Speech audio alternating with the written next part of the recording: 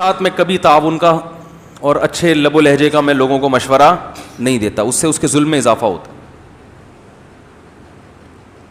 شوہر ظلم کر رہا ہے نا، اگر میں عورت کو کہتا ہوں کہ نچوڑ دو اس کو، اپنا طلاق دینے کے بعد جتنا حق تھا واپس لو، ایک چیز بھی نہیں چھوڑو.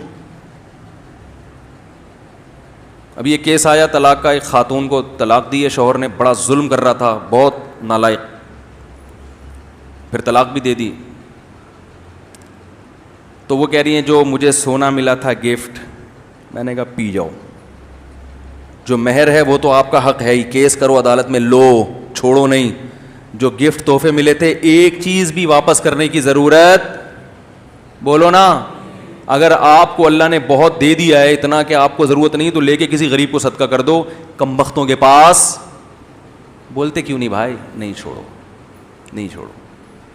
ظالم سے اپنا حق لینا سیکھو، ظالم سے، کیونکہ نہیں لوگے تو اس کے ظلم میں اضافہ ہوگا. اسی طرح میں مرد کو بھی کہتا ہوں، بلا وجہ عورت طلاق مانگ رہی ہے، اچھی بھلی زندگی گزر رہی ہے، خام خواہ میں اس کو دماغ خراب ہو گیا ہے، تو بولو پہلے مہر واپس کرو. صحیح ہے، جو میں نے اضافی گریوی میں تم پہ خرچ کیا سارا ریٹرن واپس. یہ نہیں کہ آپ آلو پراٹھے کو پیسے بھی واپس لے رہے ہیں، اتنا راشن کی بھی، یعنی جو کوئی بڑی چیز گفٹ دی ہو،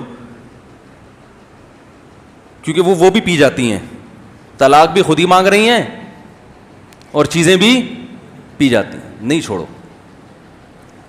میں نے کہا لے کے کسی غریب کو صدقہ کر دو، تمہارے پاس نہیں چھوڑیں گے. اسی طرح میں وراثت کا بھی کہتا ہوں، جو بھائی بہن کو وراثت نہیں دے رہا تو میں ان بہنوں کو کہتا ہوں وراثت لے کے کتے کو کھلا دو، اس کے پاس بولو بھائی نہیں چھوڑو، کتے کو کھلا دو،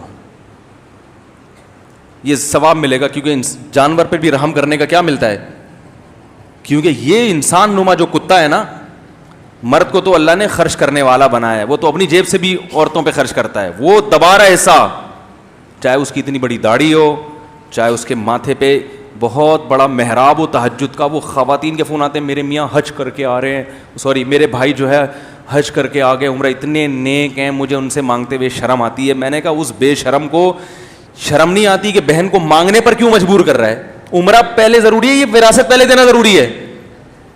پتہ نہیں کس طرح کے عمرے ہو رہے ہیں ان کے، میری سمجھ میں ہی نہیں آ رہا. اس دفعہ کئی لوگ حج پہ گئے لوگوں کے پیسے کھا کے، ان کے ذمے لوگوں کے پیسے تھے، وہ نہیں دے رہے تھے اور بیٹھے ہوئے کہاں تھے؟ حج پہ. میرے پاس کالز آ رہی تھی، میں نے کہا عجیب اسٹائل ہے بھائی، سمجھ میں آنے والا اور معافیا مانگ کے جا رہے ہیں. بھائی کسی کا کوئی لین دین ہو تو معاف کر دیں. آپ بولو میں نہیں معاف کر رہا، میں نہیں. میرے پاس ایک دفعہ فون آیا کہ بھائی مفتی صاحب کوئی مسئلہ ہو تو معاف کر دیں، میں حج پہ جا رہا ہوں. میں نے کہا 500 میں معافی ہوگی، فری پکڑ میں نہیں ہوگی. 500 روپے کا بیلنس ڈال دو معاف. کہہ رہے ہیں مذاق کر رہے ہیں. تو میں نے کہا آپ کون سا سیریس ہیں، آپ بھی تو مذاق میں ہی معافی مانگ رہے ہیں نا. اگر سچی مچی کی معافی ہوتی تو سب سے پہلے بہن سے معافی مانگتے. بہن جو طارق روڈ کی 2 دکانیں اصل میں تمہاری ہیں ایکچولی. میں نے آپ کا کیا بگاڑا جو مجھ سے معافی مانگ رہے ہو بھائی؟ نہ میرا آپ کا کبھی پھڈا ہوا، نہ میرا آپ کا کوئی ایسا معاملات ہیں. خام خواہ کے تکلف، فلاں سے معافی، فلاں سے، اس سے مانگو جس کا حق کھا کے بیٹھے ہوئے ہو، پھر مزہ بھی آئے. وہ شاعر نے بڑا پیارا شعر کہا نا، کہ سنا دوں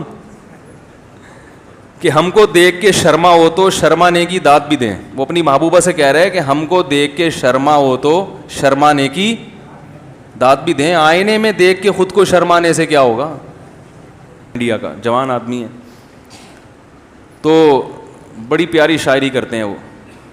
تو انہوں نے کہا ہم کو دیکھ کے شرما ہو تو شرمانے کی، خاتون سے اپنی محبوبہ سے کہہ رہا ہے کہ ابے ہمیں دیکھ کے شرم آئے تو کچھ ہم داد بھی دیں، ماشاءاللہ بڑا اچھا شرما. شیشے میں دیکھ کے خود ہی شرما رہے، اسی پہ خوش ہو رہی ہے. تو شوہر بیوی کے حسن کی تعریف کرے تو ٹھیک ہے، شیشے میں دیکھ کے خود اپنے حسن کی تعریف کوئی کر رہا ہو، یہ تو سب کرتے ہیں. تو جس سے معافی مانگنی چاہیے اس سے حاجی لوگ معافی نہیں مانگتے. ابا سے نہیں مانگیں گے، ابا آئندہ سے میں نے ستایا، تمیز سے بات نہیں کرتا تھا، آئندہ میں آپ کی خدمت کروں گا، مجھے معاف کر دو. اور دیکھو آپ حج کے بعد انشاءاللہ میرے لب و لہجے میں نرمی پیدا ہو چکی ہوگی. یہ معافی ہے شرعن معافی. ماں سے معافی مانگی جائے, اور ابا اگر اولاد کے ساتھ زیادتی کر رہے ہیں تو ابا کبھی معافی تو نہ مانگے, لیکن بتا دیں گے بیٹا ٹھیک ہے جو کچھ ہوا اگنور کرو, آئندہ میں انشاءاللہ خیال کروں گا, یا اور کسی طریقے سے اس کو خوش کر لے.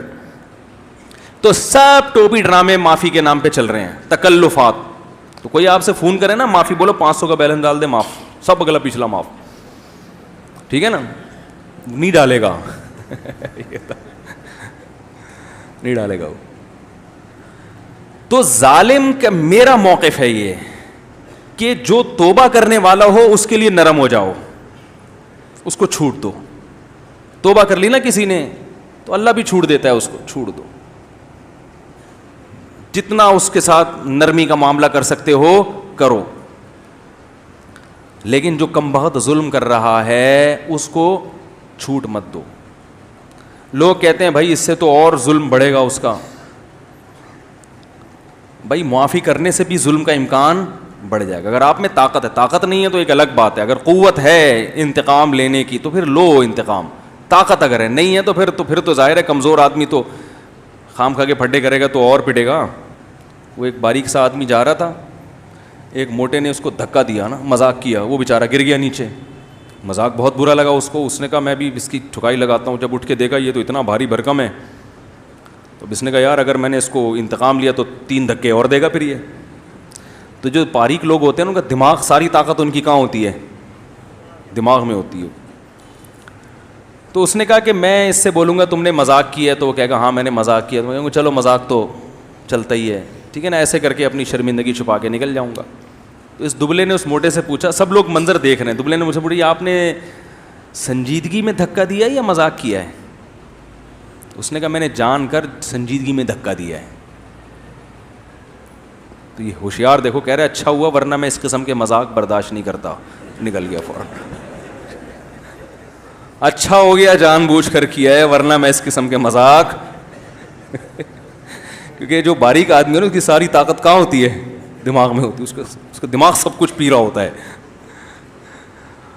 تو ظالم کے خلاف بشرطے کے طاقت بھی ہو. یہ طاقت کا لفظ لگا ہوا ہے, ورنہ زیادہ فنٹر گیری اچھی چیز نہیں ہوتی. اللہ نے قوت دی ہے تو لڑو, حق نہیں چھوڑا کرو اپنا. ہاں بعض دفعہ حدیث میں آتا ہے کہ جو حق پر ہونے کے باوجود حق چھوڑ دے تو میں اس کے لیے جنت کے بیچ میں گھر کی ضمانت لیتا ہوں. تو یاد رکھو حدیث میں انتقام لینے کی بھی ترغیب ہے, حق چھوڑنے کی بھی ترغیب ہے. تو یہ دونوں حدیثیں الگ الگ موقع کے لیے ہیں. جہاں حق چھوڑنے سے معاشرے کی اصلاح ہو رہی ہو وہاں چھوڑ دینا چاہیے, سمجھ رہے ہیں نا. جہاں اصلاح کا پہلو ہو کہ حق چھوڑنے سے اس کا دل نرم ہو جائے گا, ٹھیک ہے نا, اس کے دل میں محبت پیدا ہو جائے گی, پھڈا ختم ہو جائے گا. اور پھڈا ہونے سے کیا ہو رہا ہے, پورے معاشرے میں ایک لامتناہی جنگ چھڑنے والی ہے. تو ایسے موقع پہ اپنا حق چھوڑ دینا تاکہ محبتیں قائم رہیں, یہ تو ٹھیک ہے. لیکن جہاں حق چھوڑنے سے ظالم کو قوت مل رہی ہو اور آپ کو یہ ہو کہ پھر تو ہر ایک ہی حق پینا شروع کر دے گا.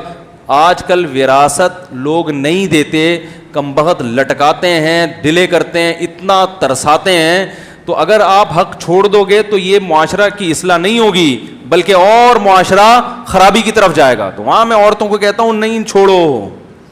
دیکھو جو جس کا حق کھا کے بیٹھا ہوا ہے ظالم وہ ہے, جو مانگ رہا ہے وہ ظالم نہیں ہے.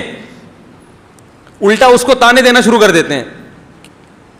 دیکھو مالک مکان آپ کے گھر آ جائے کرایہ لینے کے لیے, آج کل جو سیزن چل رہا ہے نا وہ یہ چل رہا ہے, کرایہ دار کے گھر آ گیا, پہلی تاریخ بھی چھوڑ دی, دوسری بھی چھوڑ دی, 5 تاریخ کو آیا کہ اب تو تنخواہ مل چکی ہوگی.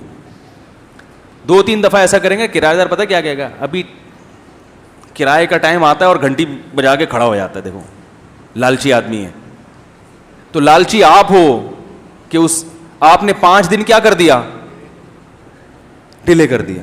تو یہ عجیب کہانی ہمارے معاشرے میں چل رہی ہے. جو جس کا حق ہے وہ مانگنے پر آئے تو اس کو لوگ لچڑ بھی کہتے ہیں, نیبو نچوڑ بھی کہتے ہیں, لالچی بھی کہتے ہیں.